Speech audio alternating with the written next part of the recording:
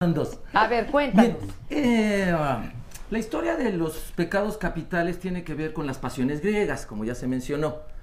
En Grecia se creía que las emociones poseían el alma, que son dos características que yo creo que siguen teniendo las pasiones o lo que llaman los pecados capitales, y robaban mi voluntad.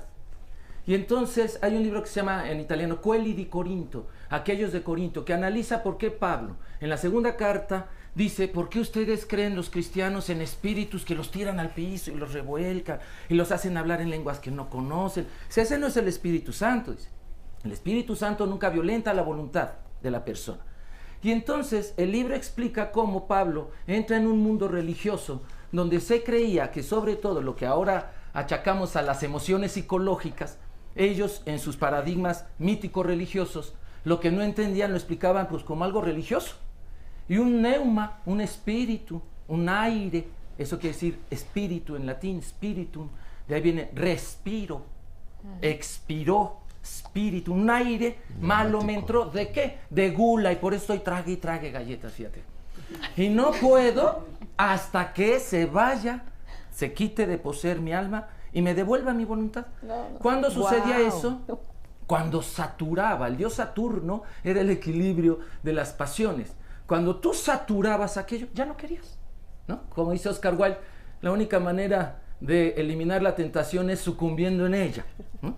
Claro. Y entonces ellos decían que el dios Saturno, el de las saturaciones, era el que ayudaba a que se fuera tal pasión, que poseía mi alma y robaba mi voluntad. Tenían muchas, la lujuria, ¿no? La pereza, oye, no va a ser, no. Hasta que tenga ganas de levantarme, quiere decir que ya la diosa pereza se fue de mi alma y me devolvió mi voluntad. Y la diosa lujuria, y la lujuria pues se quitaba con más lujuria. Hoy le llamamos curar con lo mismo, ¿no? Homeopatía. Claro, claro. Sí, como homeopatía. Pero además la vacuna ese es el principio, meter el virus del cual te quiero proteger. Oigan, pero ¿y por qué nos quitaron uno? Se fundió. Todos estos pecados, pasiones griegas, los cristianos las heredan. Michel Foucault tiene un artículo que se llama Los pecados de la carne, que aparece en un libro que se llama Sexualidades occidentales. Y ahí narra cómo la filosofía estoica, que trataba de controlar las pasiones, no sentirlas, superarlas, el dolor entre ellas, la tristeza, la ira, etcétera, se mezcla con el cristianismo. Y uno de los primeros estoicos cristianos es Juan Casiano. Juan Casiano elabora y dice, es el primer cristiano que dice que son 8 pecados capitales. Nace finales del siglo II, muere mediados del siglo III después de Cristo. Y entonces Casiano dice que son 8 espíritus que hacen al cristiano pecar, y que es un edificio de 4 pisos, y que está elaborado en pares de pecados. Entonces son 4 pisos, ¿no? 4 pares. Y el primer par es el más peligroso, dice, porque se sustenta en el cuerpo, porque la pasión nace del cuerpo y lo único que se puede satisfacer es con el cuerpo. Y dice, los 2 pares de pecados que son la base de todos los demás es la gula y la lujuria. ¿Dónde siento la gula? Las ganas de comer, en el cuerpo. ¿Qué necesito para satisfacerla? El cuerpo. Y luego dice Casiano, la gente que come bien quiere lujuria.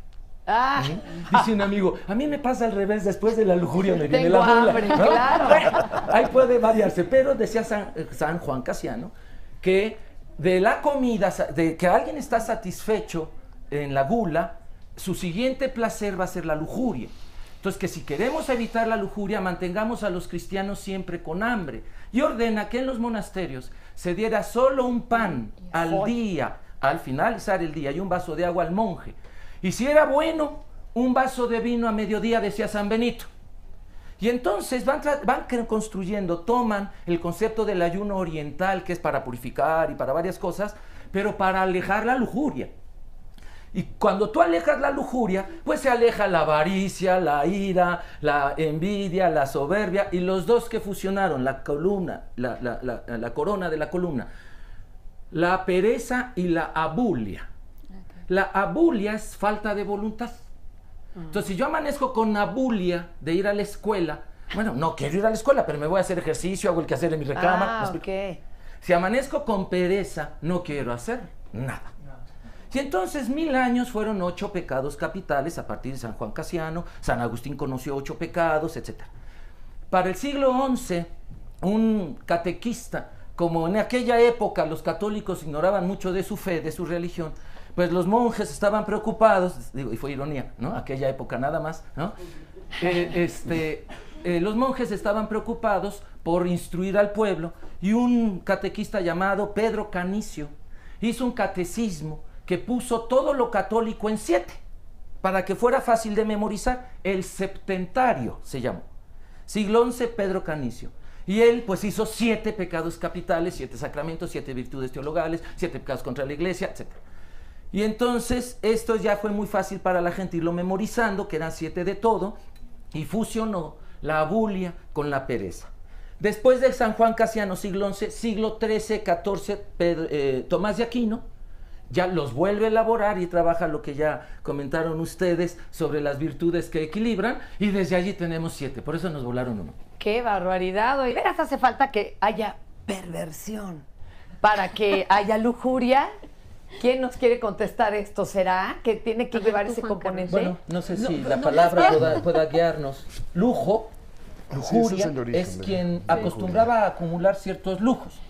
Decías El que eso sexo lo era dice un la lujo. muchacha. No, la gente no tenía acceso a un sexo fácil, sobre todo en las épocas inquisitoriales, en ciertos estados. El sexo era un privilegio de los poderosos, de los soldados, de los ricos. Entonces, quien estaba obsesionado con esos lujos de los ricos se le empezaba a llamar lleno de lujos, lujuria. Ajá. En español, oso u osa quiere decir abundante en, miedoso, abundante en miedo, celosa, abundante en celos, lujurioso, abundante en lujuria. ¿En qué? En deseo por los lujos. La muchacha decía eso, los hombres piensan en mujeres y nosotras en zapatos. O sea, no sé si de caballero y de buena talla o de qué quería hablar, pero fue hermoso, ¿no? Porque era el lujo, el exceso del lujo. Pero cuando hablan de perversión, ¿por qué se le llama perversión a tantas diversas prácticas sexuales, vamos? Se le llama perversión porque se supone que idealmente la meta sería el orgasmo, la meta de la sexualidad, llamémoslo normal. No, y para los católicos, procrear. Pues, sí. Exacto. Pero entonces la iglesia y toda esta gente le trata de poner diques al impulso. Es más, por ahí yo todavía recuerdo en mi catecismo me enseñaron, a la hora del orgasmo debes de pensar en Dios. ¡No! ¿Qué tal una diosa? Eso es perversión. Sí, eso era perverso, absolutamente, o sea, ¿no? ¿cómo? Sí, Entonces un orgasmo se con supone Dios, que ¿no? en psicología es el trastocamiento del fin. La palabra perversión tiene una connotación social estigmatizado, es algo malo. Sí. En el origen es vertir el semen en otro lado. Ajá, pervertir, no se vierte en el útero para la reproducción. Sí, que era el recipiente adecuado, Exacto, cambiar el recipiente natural. adecuado. Y entonces, Exacto. cuando se cambia el recipiente adecuado, se le empezó a llamar perverso a todo lo que no fuera el semen en el útero. Y entonces, pues todo lo demás, Todo lo 98% del resto quedó fuera. Y entonces, Freud lo retoma en su texto 3 ensayos para una teoría sexual, y algunas traducciones ponen aberración, otros perversión, y se refiere a llevar a otro fin que no sea la reproducción. Entonces, yo no sé, si el fin es la reproducción, pues sí se vierte para otro lado. Pero si el fin es el placer, y a esa señora le da placer el zapato, pues no está pervertida, porque está consiguiendo el fin, el placer que ella desea. Oye, me encanta imaginarme a Juan Carlos cuando has estado haciendo tus estudios sobre sexualidad y teología. No, hombre, bueno, te has de dar unas pervertidas, compañero. Oiga, a ver, don Higinio, que desde hace rato quiere opinar. Sí, bueno, regresando un poquito a lo que dice Arturo Ortiz, tu invitado, yo escuché en la radio a alguien que le marcó a un locutor. Se oía como muy poseída, ahorita que mencionan esto del semen. Ella le pidió a este locutor de radio, va a sonar grotesco, pero le pedía una botella de orina de él. Y le decía a este locutor, ¿pero por qué quieres eso? Dice, lo que pasa es que me lo voy a untar en mi cuerpo para sentir placer. ¿Eso lo dijeron al aire? Sí. ¿En Nueva York o en dónde, jefe? No, aquí. ¿Aquí a qué horas? En la radio es un ¿Dónde? doctor que se llama Antonio Esquinca. ¿Cómo le dijeron eso a Toño? Sí, y él Y tan obviamente... mesurado que es mi Él vida. tuvo que evadir un poco la... No, pues no como un poco, imagínese. Pero no que- pudo cortar así de Pues no. bajo la comunicación y pues sí se oyó muy Entonces usted grotesco. siente que, por ejemplo, la chica estaba obsesionada y eso ya era lujuria. Hablando lo que dicen ustedes del zapato, ¿no? Sí, En eso es lo- sexología también se les llama, depende de la corriente que se siga, expresiones del comportamiento sexual. En la escuela de Imisex de Álvarez Gallú, o en la escuela de caleidoscopía de David Barrios le llaman manifestaciones de la diversidad sexual, y esta en específica de la orina se llama urofilia. Los norteamericanos la conocen como ducha dorada, golden shower. Ajá. No, y bueno, y es Shaya una- Michan hasta se la toma, ¿no? Porque dice que es bien Pero la saludable. propia. El desayuno. La propia. Entonces, creo que más bien en la diversidad sexual, conforme se vaya también diversificando la moral también se tiene que democratizar, no solo las elecciones, las urnas, las casas, las escuelas, también la moral. Y moral quiere decir costumbre, en latín. Entonces las costumbres ahí están, lo que pasa es que estaban calladitas. Conforme se va permitiendo más la libertad en esto de la sexualidad, con estas 3 reglas de oro: no me daño, no daño a mí o a mis parejas, no daño a terceras. Cuando esto se va cumpliendo, la diversidad sexual va a ir aflorando tanto que va a ser absurdo clasificar. Exacto. Pero al mismo tiempo nos vamos dando cuenta de cuántas cosas existen que a lo mejor yo no haría.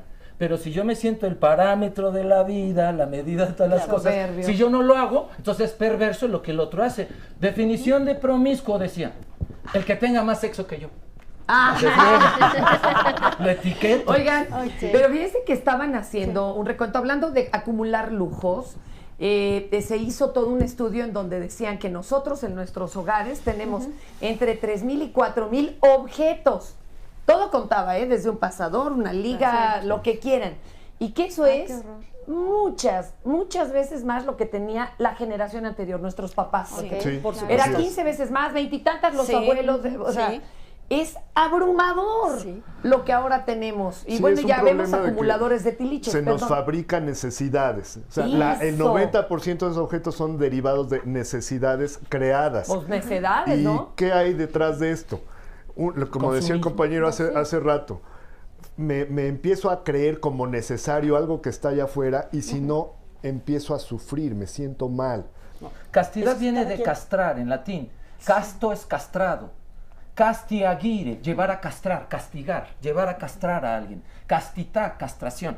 Entonces, en los principios del cristianismo se creía que, como el placer que los griegos endiosaban, los cristianos endiosaron el dolor con la mezcla de los estoicos, todo esto, todo lo que fuera placentero, había que quitarlo de la Había vida. que castrarlo. Y entonces había que castrarlo.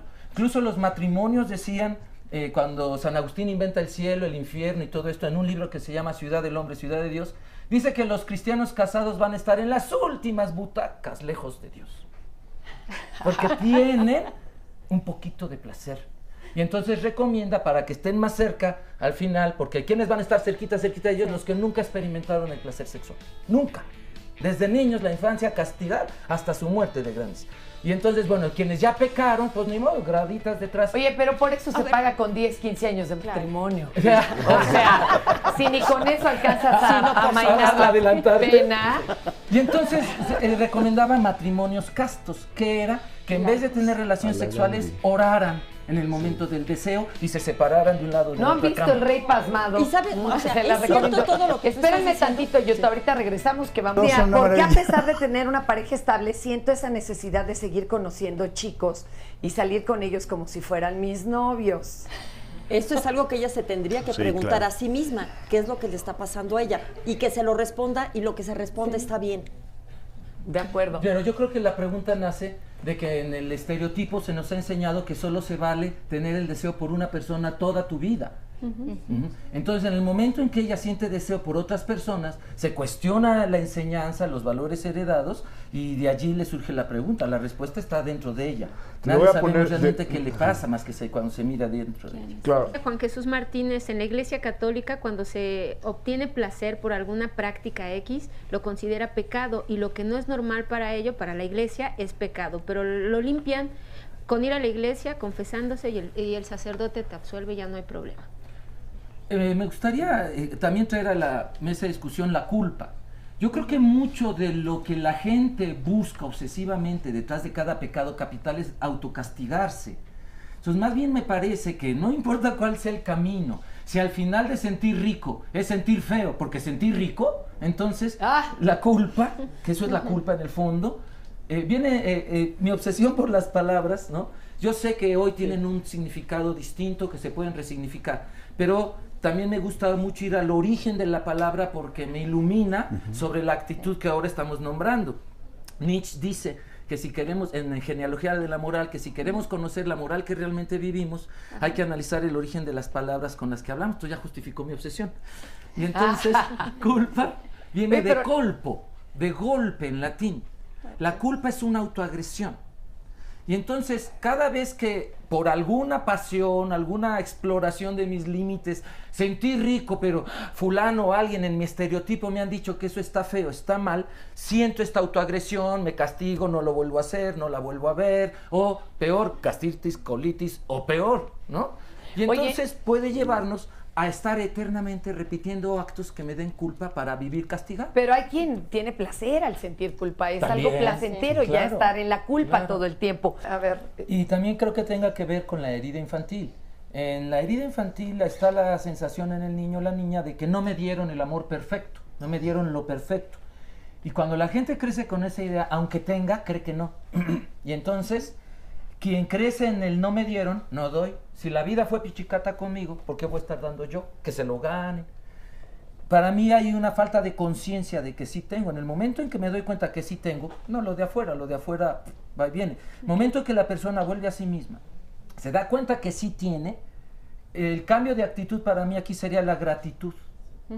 Aprender a agradecer lo que ya tengo, no estar esperando lo que me falta. Dice Epicuro, nada es bastante para quien lo bastante le resulte poco. Y entonces en el momento en que yo digo, sí tengo, gracias por esto que sí tengo, gracias por esto, en ese momento, cuando yo estoy en la gratitud, no en la carencia, instalado en la gratitud, nace la generosidad. Para mí de la gratitud nace la generosidad.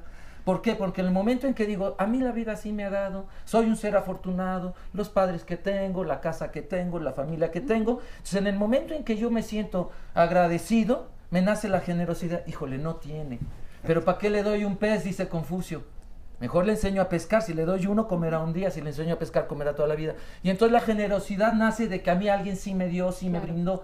Pero eso no tiene que ver con la realidad objetiva, sino con la idea que mi niño interior trae cargando, dice Eckhart Tolle, le llama el cuerpo del dolor, que no me he atrevido a analizar, que traigo desde la infancia. Y entonces cada vez que yo veo que alguien tiene algo que yo no, me toca mi carencia y quiero, sin contar lo que ya tengo. Si yo espero que la otra persona sea como yo quiero y mi tolerancia a esa frustración es muy baja, la ira se puede volver explosiva. No, pues lo y violencia. Sí. ¿no? Ya, lo para destazo. pronto. Así es. Entonces, ahí el problema es esperar que el otro me dé mi felicidad. Que el otro sea como yo quiero para que entonces cumpla mi ideal y ya me sienta contento. El problema no está en el otro. El problema en que yo estoy teniendo el estereotipo de pareja, de novio o de ideal de persona, imponiéndoselo al otro, y no quiero ver que lo que del otro me checa es lo que no he trabajado de mí. Entonces, finalmente, la ira es contra mí mismo. Contra lo que no logré. Pero si te fijas, por ejemplo, sí, lo que está diciendo Juan Carlos, está de alguna manera manejando estereotipos, ¿eh? Es decir, justamente no podemos manejarnos de otra manera, ¿no? No, yo creo que sí, es lo que trataríamos de hacer es buscar otros estereotipos. Es decir, O sea, otros. Es decir, y a mí me parece, por ejemplo, que lo que está sucediendo hoy es un cambio en los valores, un cambio en la percepción del mundo, un cambio en los jóvenes. Es decir, no sé, por ejemplo, pensemos cuáles son los 7 pecados capitales, que eran 8, que ahora son 7 y que además dejan de ser porque ya no existen, porque ya en 2008 salieron unos nuevos, ¿sí? Sí, es cierto, el cardenal No no sé pagan qué. los impuestos, ¿no? ¿Te Sí, acuerdas? sí, no, y además el problema social, etcétera, etcétera. Entonces ya estos pecados capitales que son maravillosos y que de veras formaron generaciones enteras en el mundo, ¿no? Hoy yo le preguntaría a los chavos que están tuiteando, a los chavos que están en el Facebook, de veras, ¿cuáles son los pecados capitales? ¿De veras alguno de ustedes sabía esos pecados? Hay De uno oídas. Hay uno de maravilloso aquí que nos contesta que el peor pecado es la indiferencia. Solo sobre lo que comentaban de qué es el bien, qué es el mal. Yo estoy de acuerdo en ir cuestionando históricamente los conceptos de bien y de mal, porque han ido cambiando. Pero también creo que hoy yo tengo que tomar una postura ante ciertos temas de mi realidad. No tengo derecho a irlo a imponer a nadie, pero sí tengo derecho a irlo a proponer. A imponer, no. A proponer, ponérselos delante, sí, quien lo quiera tomar. Entonces, yo, no importa para mí si el concepto de generosidad es católico o budista, de donde venga. Claro. Lo retomo porque me parece que es bueno para la salud mental. El concepto de castidad es católico y no lo retomo. No es por ser católico closet, aunque es inevitable porque nacimos de allí, yo nací allí y creo que se me va a mostrar siempre. Sin embargo, al menos en lo consciente, los griegos dicen que para transformar una realidad hay que hacer dos trabajos. Hacia afuera, praxis. Sí. Y hacia adentro, poiesis. Claro. Si no, no estás cambiando nada. Si es solo para adentro y puro espíritu, no estás cambiando nada. Y si es solo para afuera y tú sigues igual de macho, de violento, no estás cambiando nada. El cómo, dice, sí, pero ¿cómo? Hay un montón de corrientes de terapéuticas. Tú tendrías que traer al psicoanalista aquí. David Richo, en su libro El poder de la coincidencia, dice: traemos un terapeuta interior que nos va diciendo en cada momento, desde nuestra sabiduría organísmica, la mejor elección que hacer en mi circunstancia, en ese momento, sin dañar a los demás, etcétera. Entonces yo creo que sí debemos tomar una postura congruente con nuestra modernidad, local, regional. Para mí, en mi Ciudad de México, yo quiero que funcione así. Híjole, no sé realmente lo que quieran en Teherán, las mujeres. A mí me gustaría que fuera de cierta forma, pero allá los iraníes, y las iraníes sobre todo, ¿no? Entonces, a mí me parece que sí debo tomar una postura, me parece como de responsabilidad actual, política, pero además personal. Para mí, ¿qué es el bien y qué es el mal? ¿Qué elijo de los valores de mi pasado? ¿Qué no quiero? ¿Y qué mezclo con los valores de mi presente? Para mis abuelos, mis padres, tal vez el placer no era un valor. Para mí ese es un valor. Oigan, con responsabilidad y con respeto, retomo los de ellos, pero lo mezclo con lo mío. Oye, Fer, ¿por qué no aprovecha? Mañana vas a tener un curso, viernes y sábado, ¿por qué no? Biblia y sexualidad, si me permiten. Mucha gente cree que la Biblia critica la diversidad sexual, el placer y las mujeres. Y no. Vamos a irnos, yo estudié 2 años en el Vaticano, en la Universidad Pontificia Urbaniana, en Roma. Y vamos a tener un día de teología bíblica, prometo que no será aburrido, incluso para quien no le guste la Biblia o quien le guste mucho, es un entender cómo se escribe. Yo creo que una forma de saber si hay salud en mi forma de usar lo que se llaman las pasiones humanas o los pecados capitales es el equilibrio. En el momento en que hay un equilibrio, hoy soy goloso, 3 días no. Entonces yo sugeriría en vez de soy, estoy. Hoy estoy lujurioso, 2 días no. Tengo una amiga que cuando se presenta en programas en Guadalajara, Guadalupe López, saludos allá a Patlatonali, Guadalajara, cuando se presenta dice: hoy estoy lesbiana, hola, hoy estoy lesbiana, mañana no sé, ¿no? Hoy estoy lesbiana, ¿no? Entonces es un poquito como saber reconocer que hoy estoy perezoso, pero no quiere decir que yo mañana voy a ser irresponsable, como platicábamos aquí, sí, ¿no? Porque yo hoy esté perezoso no quiere decir que mañana he pasado también. Igual me pongo las pilas y ya claro, resuelvo. Entonces, saber sentir las emociones son mensajeras. Estas que tienen que ver con el deseo y que las pecaminorizamos, pero también hay otras emociones que nos traen mensaje. La culpa me está diciendo: ¿sabes qué, Juan Carlos? Estás dejando de ser congruente. Pero vivir en culpa es un infierno. El miedo, ¿qué me está diciendo? Córrele, hay un riesgo. Pero vivir con miedo es un infierno. Entonces, el enojo, ¿qué me está diciendo? Defiéndete. Pero vivir enojado toda la vida es un infierno. Entonces, no huir de nuestras emociones. Lo que nos han enseñado es: no sientas la lujuria, no, siéntela, quédate tantito con ella, gózala, sin miedo, sin culpa, y te traerá un mensaje para ti. De allí va a ir poco a poco emanando la paz interior. Guau, qué emoción. Una de ya las cerrando, cosas Arturo. que